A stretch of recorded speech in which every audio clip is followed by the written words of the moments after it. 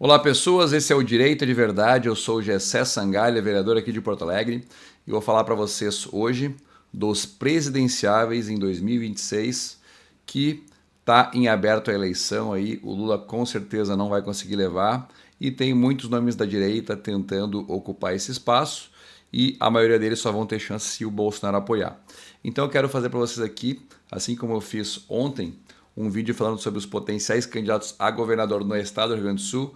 Eu quero mostrar para vocês hoje quem são os potenciais candidatos à presidência da República em 2026. Eu fiz uma seleção aqui da direita até a esquerda de todos os nomes, numa ordem de importância, de força. Eu quero que vocês acompanhem comigo até o final para me dizer qual é, que é a tua opinião sobre quem tu acha que tem chance de ganhar a eleição agora em 2026 para a presidência aqui no Brasil. Começando pelo Jair Messias Bolsonaro, o Bolsonaro que se tornou inelegível por se reunir com embaixadores, sendo que os embaixadores, obviamente, não interferem em nenhuma maneira as eleições no Brasil, foi criticado pelo STF, processado e tornado inelegível. Também teve um outro processo, não me engano, de abuso de poder político e econômico, que tornou ele também inelegível, mas teve recentemente um revés e esse processo específico acabou caindo. Então algumas pessoas dizem, mas o Bolsonaro está inelegível, não adianta nem fazer campanha do Bolsonaro, nem torcer que ele ganhe. Na verdade, não. O Bolsonaro ele é uma figura muito carismática, tem uma imagem que as pessoas acabam se identificando por ser o tiozão do churrasco, por ser aquela pessoa que entrou na política na década de 90 e nunca enriqueceu participando de esquemas na política, o que naquela época era mais comum do que hoje. E se hoje ainda é comum, imagina naquela época o quanto de tentação foi oferecido para ele e ele se manteve sempre alinhado com os seus princípios. Isso gerou, inclusive, uma menção do então ministro, aquele que era indicado pela Dilma, esqueci agora o nome, que o Bolsonaro tinha sido o único deputado federal do Partido Progressista que não tinha ganhado dinheiro no mensalão. E isso quando teve aquela crise de 2014, após a Dilma aumentar o preço dos combustíveis, tendo feito um estelionato eleitoral que aconteceu naquela ocasião, onde eles maquiaram as contas do governo. Joaquim Barbosa, o nome do ministro que disse isso do Bolsonaro, só para retornar aqui, lembrei agora.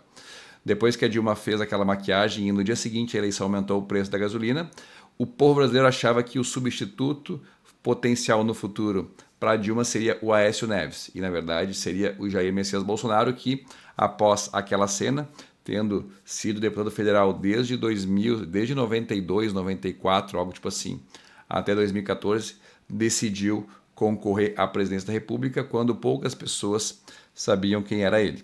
E ele foi galgando, ganhando espaço e se elegeu presidente em 2018.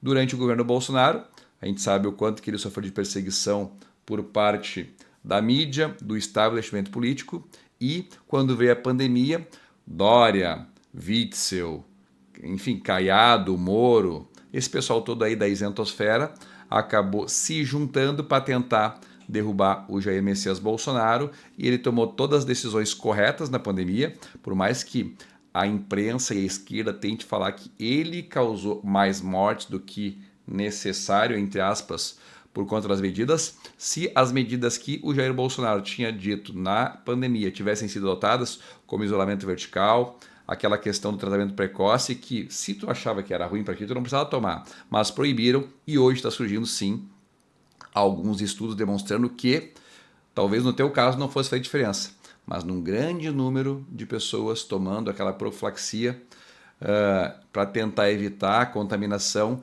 diminuía sim o risco de internação, o risco de evoluir para um caso mais grave, e isso teria sim salvado vidas. Salvou a vida daquelas pessoas que se insurgiram contra essa ditadura sanitária, mas ele acabou tomando todas as decisões corretas na medida do possível durante a pandemia, e depois teve a guerra na Ucrânia, que acabou afetando de maneira significativa os combustíveis aqui no Brasil, questão do fertilizante, e isso acabou atrapalhando ele. E toda a mídia, judiciário, o establishment político, a esquerda, o centrão, a isentosfera, se juntou contra o cara e conseguiram ganhar a eleição ali por um pentelésimo. E, enfim, tem pessoas que questionam se ganhou ou não ganhou. Não vou entrar na seara aqui porque eu quero falar sobre 2026. Então, ele foi tornado inelegível por ter se reunido com embaixadores, onde supostamente ele colocou em dúvida o sistema eleitoral brasileiro. E ele acabou fazendo isso em resposta ao fato do ministro Fachin ter se reunido com os embaixadores, uma coisa que não é prerrogativa de ministro do STF, para falar sobre a aceitação sobre os resultados. Enfim, questão do Bolsonaro com relação a essa questão das urnas, que acabou gerando, por parte do STF, uma condenação que culminou com a inelegibilidade dele. Mas, assim como o Lula, faltando 2 anos para a eleição, estava inelegível e até no caso do Lula ainda pior, estava preso, e o STF reviu o posicionamento e acabou tirando a inelegibilidade do Lula lá em 2020, 2021, eu acredito que o establishment político, vendo que o Lula está levando a nossa economia abaixo, possivelmente vai querer dar essa bala de volta para a boca do Jair Bolsonaro com alguma pessoa de vice que eles achem que consiga controlar o Bolsonaro. A gente sabe que o Lula acabou tendo como vice o Geraldo Alckmin. Geraldo Alckmin, vice-presidente do Brasil. E o que estão falando é que como uma... Como é que está Alckmin? Geraldo Alckmin. Como vice-presidente do Bolsonaro, eventualmente poderiam fazer o quê? Colocar o Michel Temer. E é isso aí que estão falando, e eu acho que, na pior das hipóteses, é uma possibilidade. O Michel Temer ser o vice-presidente do Bolsonaro, como um modo de o establishment político saber que o Bolsonaro não vai fazer nada fora das 4 linhas, como não fez, e como não tinha intenção de fazer, porque muitas pessoas instigaram ele a fazer, mas acabou que essa lacrosfera, essa isentosfera, esse establishment político do Brasil acabou ajudando a condenar ele com narrativa porque tinham medo do potencial dele. Então, uma coisa que aconteceu com o Lula foi ter sido descondenado e permitido concorrer com um vice que era alinhado das pessoas do alto establishment político brasileiro. E uma coisa que estão falando na possibilidade é de o Bolsonaro poder concorrer se colocarem o Michel Temer de vice-presidente. Algumas pessoas não gostam do Temer. O Temer fez um bom governo dentro das possibilidades, tendo assumido após a Dilma, fez a reforma trabalhista, fez algumas outras reformas importantes no Brasil, mas acabou que a população não tinha ele em alta conta, mas o establishment político tem. E o Bolsonaro respeita muito o Michel Temer. E o Michel Temer acaba tendo também uma boa interlocução com o Alexandre de Moraes, que foi um indicado pelo próprio Michel Temer a ser ministro da mais alta corte do Brasil. Então, presidenciáveis 2026. Jair Messias Bolsonaro, potencialmente com Michel Temer de vice. Luiz Inácio Lula da Silva, que está literalmente diminuindo a sua popularidade, está morrendo politicamente, que para ressuscitarem ele colocaram como seguro o Geraldo Alckmin. Mas o Lula está amargando a crise econômica e eu costumo dizer que o que elege um prefeito é a zeladoria urbana. O que elege um governador é segurança pública, saúde e educação. E o que elege um presidente é economia. E o Bolsonaro passou por uma guerra e passou pela pandemia e a economia estava em ordem. O Lula sem guerra, sem pandemia, ou pelo menos com a precificação da terra já posta, ou pelo menos com a precificação da guerra já colocada, ele conseguiu ter os piores índices econômicos, pior do que inclusive na época da pandemia. Então o pessoal acabou tendo uma diminuição da popularidade em cima do Lula. Então o Lula possivelmente não venha a candidato a presidente, ou se vier vai ser alguém um pouco mais fácil de bater. Pelo direito nós temos quem mais? O Tarcísio Gomes de Freitas, que é um servidor público de carreira, do Ministério de Infraestrutura, se não me engano. Ele foi apresentado pro Bolsonaro na transição de governo, quando o Bolsonaro se elegeu. O Bolsonaro confiou ao Tarcísio o Ministério da Infraestrutura e o Tarcísio Gomes de Freitas fez um trabalho tão bom como ministro que concorreu a governador de São Paulo e se elegeu na primeira vez que concorreu na vida a um cargo público. Ou seja, o Tarcísio é da extrema confiança do Bolsonaro, já teve várias investidas do establishment político, do próprio Lula, para tentar trazer para a sua esfera de influência o Tarcísio. O Tarcísio mantém a sua fidelidade ao Jair Messias Bolsonaro e poderia ser, numa eventualidade do Bolsonaro não poder concorrer, um bom nome para ser candidato à presidência da República pela direita bolsonarista. Tem toda uma dúvida se o Tarcísio deveria ir para o PL ou permanecer no Republicanos. Em alguns momentos, o Tarcísio quase foi para o PL, lembrando que quando tu é cargo majoritário como prefeito, governador, presidente, tu pode trocar de partido a qualquer momento, porque as pessoas quando vão votar, votam no candidato. O candidato a governador Tarcísio, candidato a presidente Bolsonaro. Então, ele pode migrar de partido independente de janela partidária. Então já passou em algumas oportunidades o Tarcísio a possibilidade dele ir para o PL. Mas depois da eleição agora para prefeitos e vereadores, eu acho que diminuiu um pouco esse ímpeto. Por quê? Porque embora o PL tenha crescido muito, o Republicanos ele também agrega do ponto de vista dos conservadores, especialmente pela vinculação com as igrejas, então acaba sendo também um bom partido para estar o Tarcísio. Porque o Tarcísio hoje é a maior autoridade dos Republicanos. E se ele for para o PL, ele vai ter que, embora seja parceiro, se submeter à autoridade do Bolsonaro e do Valdemar. Então, já que ele tem essa autoridade toda dentro dos Republicanos, é bom a direita ter como se fosse um seguro alternativo ao PL caso a perseguição judicial contra o PL continue tão grande ou crescendo cada vez mais a ponto de inviabilizar o partido, e sabemos que existe sim essa possibilidade de tentarem inviabilizar o partido. Uma tremenda injustiça, mas existe essa possibilidade. Lembrando que eu sou vereador, o mais votado do sul do Brasil, aqui em Porto Alegre, pelo Partido Liberal. Então eu não estou indo contra o PL, mas estou falando que estrategicamente talvez faça sentido o Tarcísio permanecer no Republicanos, onde ele conseguiu se eleger governador por São Paulo. A questão é, será que faz sentido se o Bolsonaro estiver inelegível ainda de maneira injusta, mas ainda em 2026, será que faz sentido o Tarcísio renunciar ao governo do estado para concorrer à presidência? Porque hoje ele está fazendo um bom trabalho como governador. A chance dele se reeleger é absurda. São Paulo é o maior estado do Brasil. Será que vale a pena a gente arriscar o maior estado em nome de tentar voltar à presidência da República, sendo que na direita nós temos muitos outros nomes tão bons quanto Tarcísio Gomes de Freitas? Não sei, fica aqui para você reflexionar. Enquanto eu continuo essa análise, não te esquece, aproveita que tu está assistindo esse vídeo, dá um likezinho aí, comenta alguma coisa, o que tu acha de Tarcísio e tal, para o vídeo ir tocando e esse vídeo e ganhando engajamento nas redes sociais. Além do Tarcísio, nós temos outros grandes nomes no próprio PL para concorrer à presidência da República. A Michele Bolsonaro, que é a esposa do Bolsonaro, fala muito bem. Ela tem o nome Bolsonaro, o que por si só já é uma grande vantagem, e não é aqueles nomes Bolsonaro fake, como algumas vezes acaba acontecendo, porque tem lá o Pedrinho Bolsonaro, o Joel Bolsonaro, o não sei o que Bolsonaro, que embora demonstrem que estão apoiando o Bolsonaro, não são de fato pessoas vinculadas ao Bolsonaro. A Michele Bolsonaro é literalmente a esposa do Bolsonaro, que estava com ele durante a facada, que estava com ele durante todo o governo e que honrou o cargo de primeira-dama e que é cotada como uma possível candidata à presidência da República.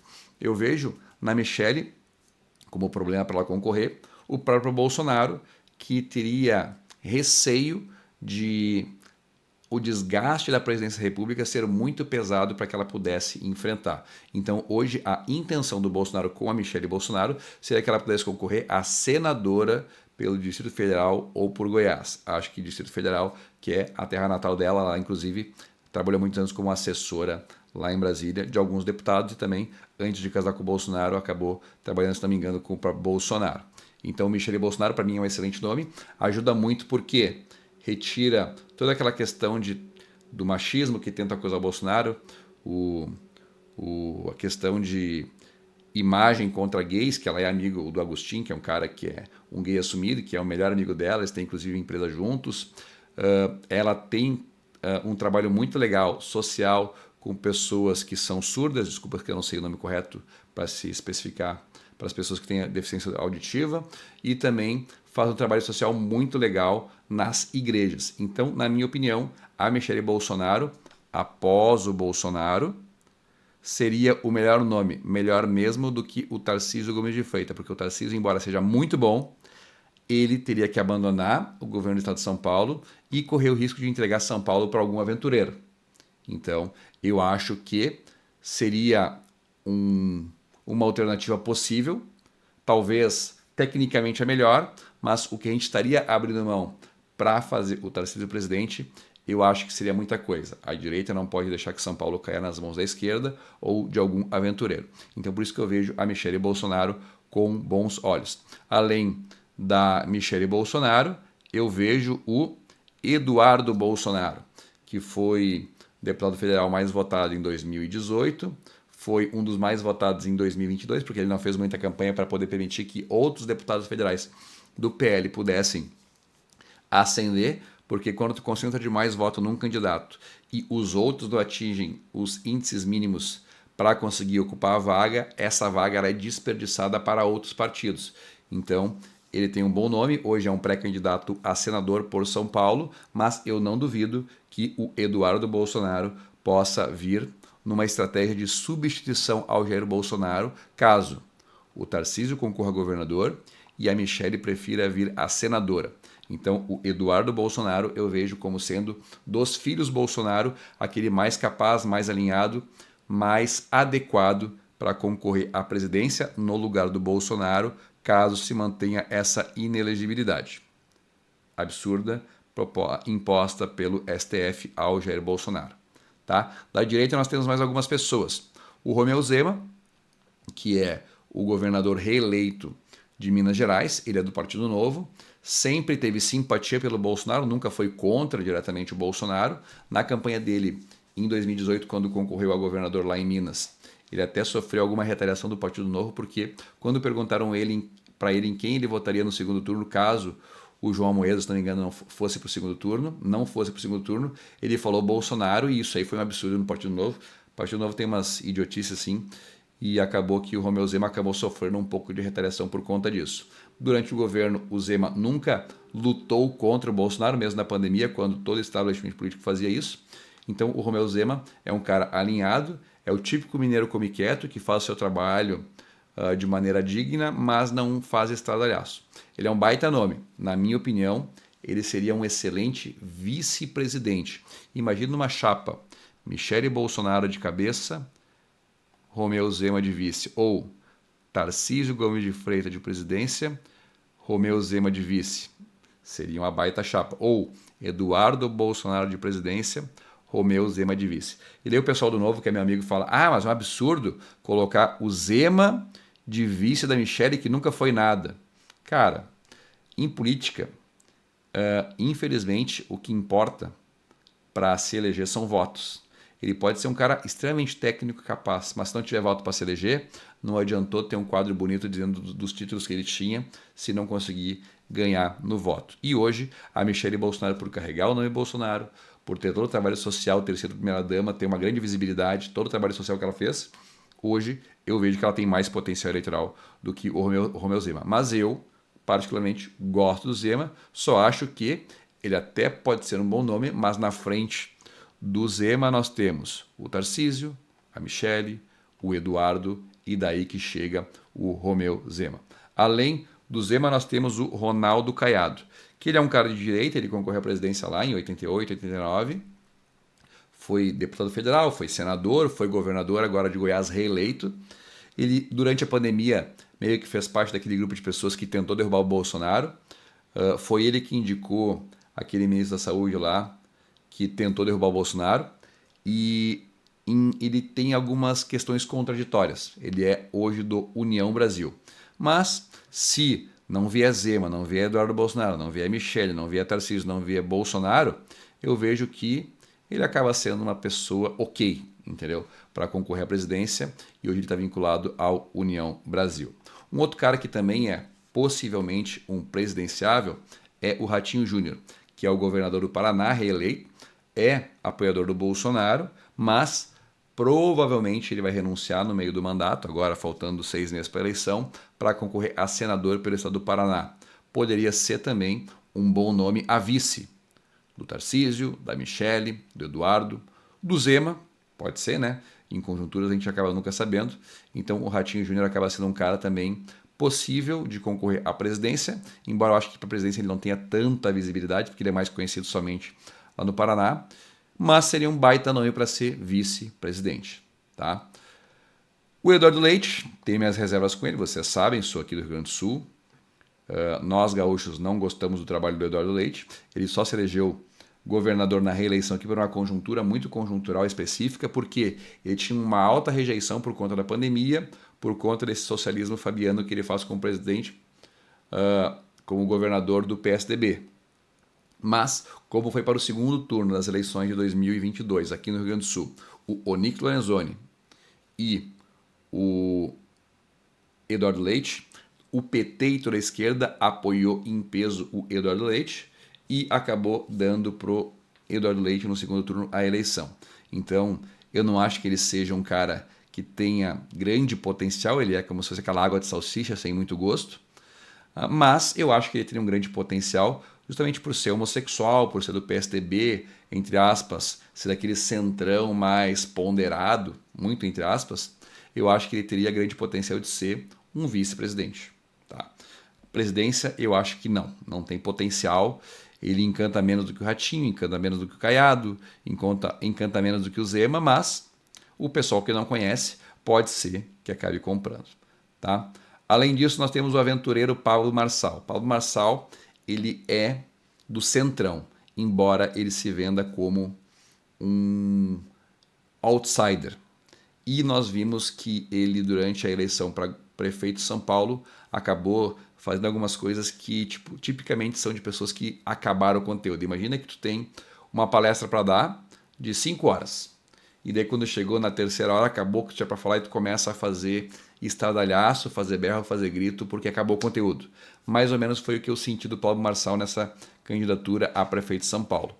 Ele, das duas uma, ou viu que teria chance de ganhar e decidiu não ganhar, e para não ganhar fez todo um auê para tentar mudar o foco e fazer parecer que ele não tinha condições de ser prefeito, pode ser, porque tão louco não pode ser, né? Enfim, do que a gente acabou observando, ou e daí ele faria isso como um recurso estratégico para concorrer ou a governador, no caso de o Tarcísio vier a presidente, ou a presidente, caso a direita não tenha um nome bastante forte, ou ele só queria estar na candidatura a prefeito de São Paulo, assim como foi lá a presidente em 2022, se não me engano, com a intenção de conseguir visibilidade para vender curso e palestra, o que é uma possibilidade também. Eu não acho que ele seja confiável, porque quais são as pautas da direita que ele defendeu de fato, de maneira consistente e que está defendendo agora enquanto influenciador digital, coach, palestrante? Nenhuma. Ele é uma pessoa que fala muito bem, mas eu não acredito que ele tenha como se fosse os valores da direita arraigados dentro dele, de modo que ele possa defender esses valores como presidente ou como governador. Então, eu não acho que ele mereça ser presidente, mas eu acredito que ele pode ser um candidato, porque justamente pela lógica do negócio dele de ganhar cada vez mais visibilidade, pode ser que ele queira a visibilidade de uma candidatura para conseguir crescer ainda mais em energia e visibilidade e potência para os seus próprios negócios. E eventualmente pode ser que dê uma zebra, ele seja um novo Collor e acabe se elegendo, mas como eu acho que ele não tem conteúdo, eu não acho que ele tenha potencial de fazer um bom governo, porque as pessoas não se dão conta. Existe uma grande diferença entre tu ser um bom candidato e tu ser um bom governante. As duas coisas deveriam andar paralelas, mas infelizmente não é assim que as coisas acontecem. Tu tem excelentes pessoas técnicas capazes que não têm voto, que seriam bons governantes, mas não conseguem se eleger. E por outro lado tem pessoas altamente incapazes que conversam com as pessoas, têm um carisma especial e conseguem se eleger. Mas, no entanto, quando chegam no ponto de governar, não conseguem governar. Eu acho que o Pablo Marçal hoje está um pouco nisso. Ele tem um carisma, ele tem uma presença de palco, ele é um showman, mas ele não parece ter conteúdo para conseguir governar de maneira consistente, coerente e que nos conduza a um patamar de segurança institucional maior. O pessoal não dá bola para o Bolsonaro, acha que o Bolsonaro é louco, isso e aquilo, mas, cara, pensa, o cara passou por pandemia e por guerra e conseguiu sair vivo no final com as contas em dia, com o superávit entregue, e agora o Lula, pai Lula, está destruindo o nosso Brasil. Enfim, pela esquerda nós temos ainda o Fernando Haddad, que poderia ser uma substituição ao Lula, caso o Lula não tenha saúde, não tenha condições, esteja muito desgastado politicamente por conta do governo ruim que tem feito nos últimos meses. A gente vê várias vezes nas páginas do PT, da esquerda, dizendo que o Lula tem muita sorte, porque toda vez que o Lula entra na presidência, a economia melhora. Cara, é só tu ir no mercado, tu ver como é que tá a inflação, é só tu ver a dificuldade que tá de conseguir mão de obra para conseguir tocar as coisas no Brasil. E o Lula está altamente desgastado, tem pesquisas que demonstram isso, a própria Janja está desgastada. E acaba que uma alternativa ao Lula seria o Haddad. Mas o Haddad sofre do mesmo mal que o Lula sofre, que é, como ele é o ministro da Economia, toda a impopularidade do governo acaba recaindo também sobre ele. Mais ou menos como aconteceu com o Fernandes e o Massa na Argentina. Como o Massa, que era o substituidor do André Fernandes, né? Alberto Fernandes, era componente do governo, o desgaste do governo acabou indo para o candidato oficial do governo. E é uma coisa muito comum na esquerda, é que a esquerda não tem o surgimento de novas lideranças, porque uma característica que o Lula tem é impedir que novas lideranças cresçam. Na verdade, não é do Lula, a esquerda em geral tem essa característica. Eles têm o que eles chamam de liderança eucalipto. E a pessoa menos pior, mas ainda assim submissa, que eles conseguiram encontrar para colocar, para substituir o Lula, é o Fernando Haddad. Nós temos ainda na esquerda o eterno candidato Ciro Gomes, que sempre diz que não vai, concorre, perde e diz que não vai de novo. Ele é o típico coronel lá do Nordeste, foi governador do Ceará, se não me engano, foi senador, tem irmão senador hoje, o irmão dele também foi governador por um tempo e tal. Mas, embora ele seja de esquerda, ele é muito autoritário. E, embora a esquerda em si seja autoritária, e, portanto, teria uma identificação com o autoritarismo, por mais que essa esquerda woke que nós vejamos hoje em dia discorde disso, o Ciro Gomes ele acaba tendo uma repulsa natural dessa esquerda mais identitária, mais limpinha, entre aspas, que nós vemos nas capitais. Então ele nunca conseguiu vender muito. Enquanto o Lula permanecer vivo politicamente, o Ciro Gomes acaba tendo bastante dificuldade. Mas não dá para descartar uma possibilidade de o Ciro Gomes acabar concorrendo à presidência da República. Existe, ele hoje é do PDT, e o PDT inclusive compõe o governo Lula, e no segundo turno, para as eleições, o Ciro Gomes, se não me engano, acabou dando um apoio indireto, falando que era contra o Bolsonaro, porque achava que o Lula era menos pior, algo nesse sentido, tá? Acabei esquecendo aqui uma outra pessoa da direita ainda, que eu acho que caberia mais para ser vice, poderia ter sido a vice do Bolsonaro em 2022, mas, de qualquer maneira, o Partido Progressista pensa no nome dela para concorrer à presidência, já que ela é senadora, então não perderia nada caso concorresse à presidência da República. Então, a Tereza Cristina, que foi ministra da Agricultura do Bolsonaro, é também uma potencial candidata à presidência da República. Nós temos ainda o Geraldo Alckmin, que, caso o Lula sofra impeachment, provavelmente vai querer concorrer à reeleição, assim como fez o Michel Temer quando a Dilma foi empichada e ele queria, porque queria ser candidato à presidência, acabou que no final a rejeição dele estava muito grande, ele acabou colocando o Meirelles, se não me engano, a candidato à presidência da República. Então vou fazer aqui um breve apanhado geral para nós encerrarmos o nosso vídeo. Principais nomes candidatos à presidência da República que nós temos hoje, no final de 2024, dezembro de 2024. Jair Messias Bolsonaro, que, embora inelegível, pode ser que seja anistiado pelo Congresso para poder concorrer à presidência da República. E por que ele poderia ser anistiado? Porque é do grande interesse de muitos deputados que estão com débito na Justiça que passe uma grande anistia geral para candidatos.